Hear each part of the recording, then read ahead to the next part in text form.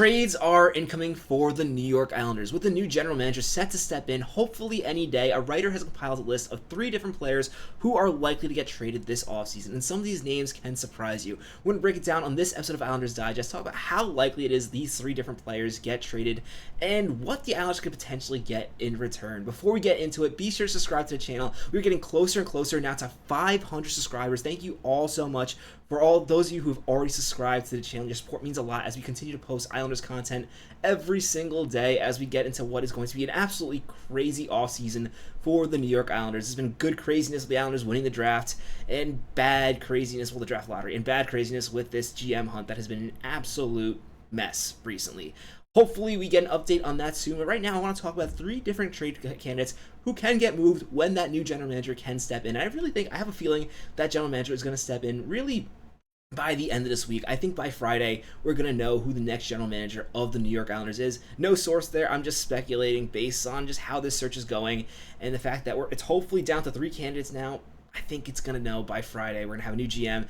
And the first thing this general manager is going to look at is these 3 players. This is an article from Eyes on Islanders. I'm going to link it in the description below. I think it's good. I should get into the habit of linking the articles we talk about on this channel. In this article, it's 3 contenders the New York Islanders can fleece this summer, talking about 3 players the Islanders don't really have need for that could potentially have value for contenders. Now, I do think some of the trades in this article were a little bit out there. We're going to talk about all 3 of them, but not in too much detail, so definitely check out the article if you want all of that. But one that really caught my attention is Scott Mayfield. The article has Los Angeles Kings being interested in Scott Mayfield. And this is just speculation. This is not the Kings actively shopping for Scott Mayfield. But I said in an earlier video when we were talking about buyouts how I didn't think it really made sense for the Islanders to buy out Scott Mayfield because I think they can trade them. And I really do believe that, and especially with the salary cap going up now and what we saw in the first round of the playoffs, I think the Kings would be a really good example of a team that would be interested in Scott Mayfield. Now, this article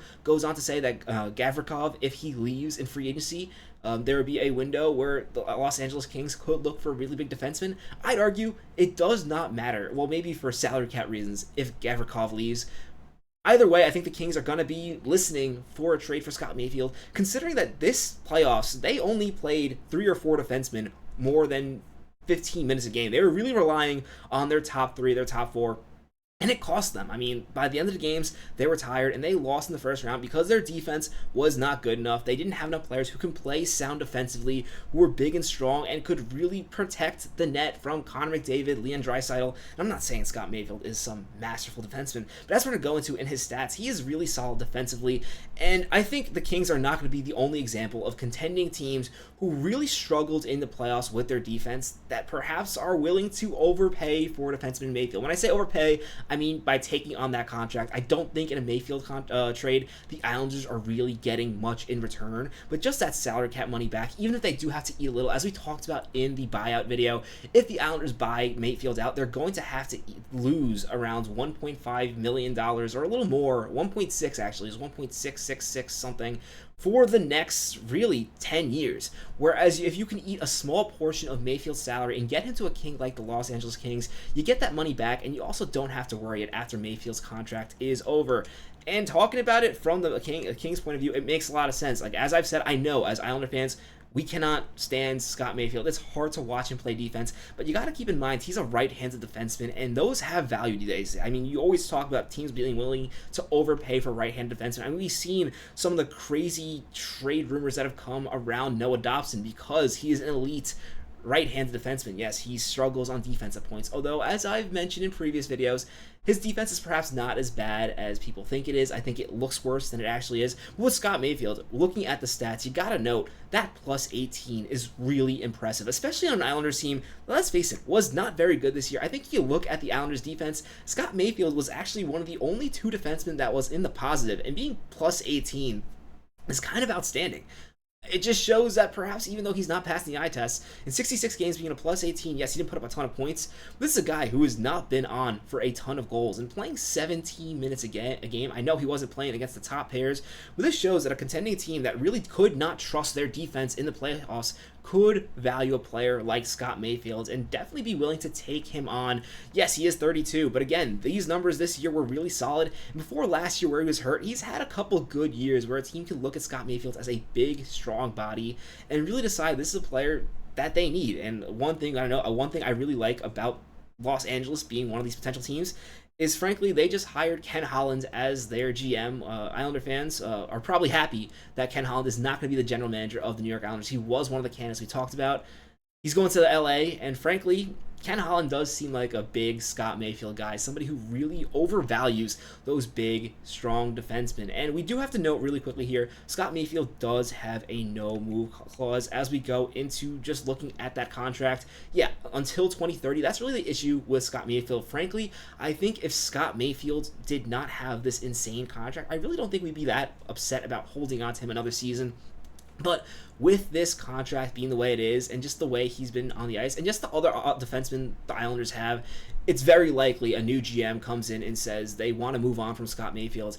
And I think they'll be takers. As I was mentioning here, he does have a full no-move clause for until 2026, 2027. Although I will say with a player like Scott Mayfield, especially one who is losing time in the lineup at the end of the season, if he sees that a new GM does not believe he is a part of the future of the Islanders, and he sees that GM really making moves, bringing in other right-handed defensemen, I think a big cue for Scott Mayfield will be if this next GM brings back Adam Boqvist. Adam Boqvist is an RFA. If he comes back, then Scott Mayfield's going to know there's no spot for him on the right side. With Ryan Pulock already there, the other defensemen, especially if they bring back somebody like Ryan Pulock, Noah Dobson, if they bring back Adam Boqvist or even Tony DeAngelo, it's going to be a clear sign from Mayfield that there is no plan for him in the future. And I think in that case, he does waive his no-trade clause. Why wouldn't you? Why would you want to be the 7th or really 8th defenseman? Not ideal, because I do think Scott Mayfield does get moved, and I can really see a contender taking him on. Now, beyond that, there are two other players talked about in the article. One was Pierre Engvall, who frankly, I'm going to be honest, I don't see the Islanders moving on from this offseason. Especially when you consider he was better at the end of the year. First of all, it might make more sense for them to keep him for another year to see if he can kind of figure it out as a third or fourth liner before they buy him out. And frankly, at his contract also ending at 2030, but the lower value he provides, also having trade protection, I really don't see this as a contract that the Islanders can move on from at this point.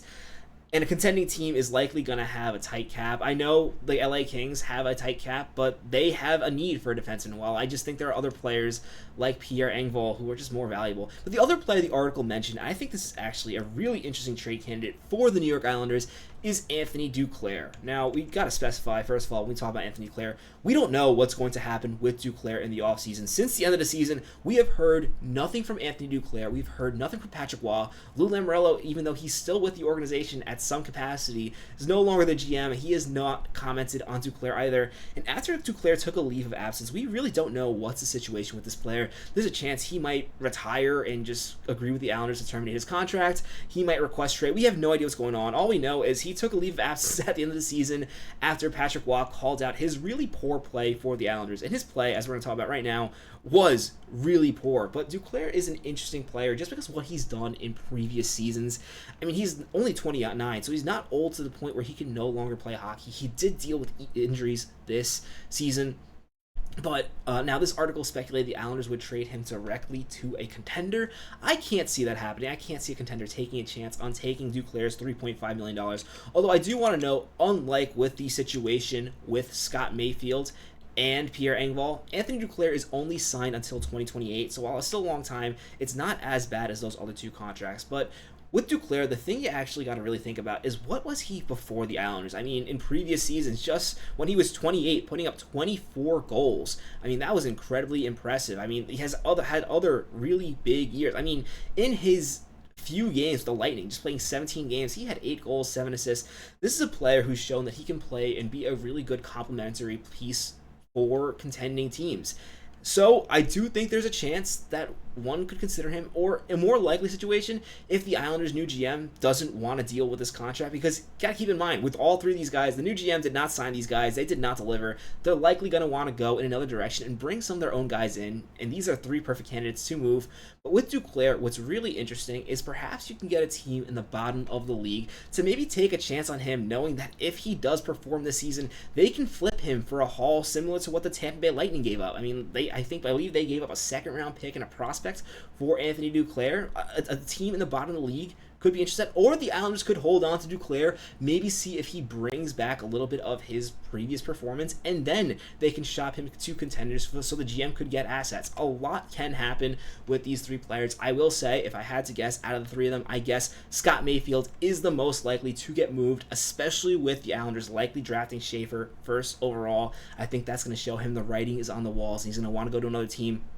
I do think because he plays that right-handed defensive position, I think he's the most likely to move. But I'd love to know what you think. Of these three Islander players, who do you think are the most likely to move? What do you think the Islanders can get back for them? And do you see a trade happening? I'd love to know your thoughts in the comments. As you know, I love to talk hockey with you guys. As always, if you haven't already, be sure to subscribe to the channel. My name is Patrick Nilan. This is Islanders Digest. Let's go, Islanders.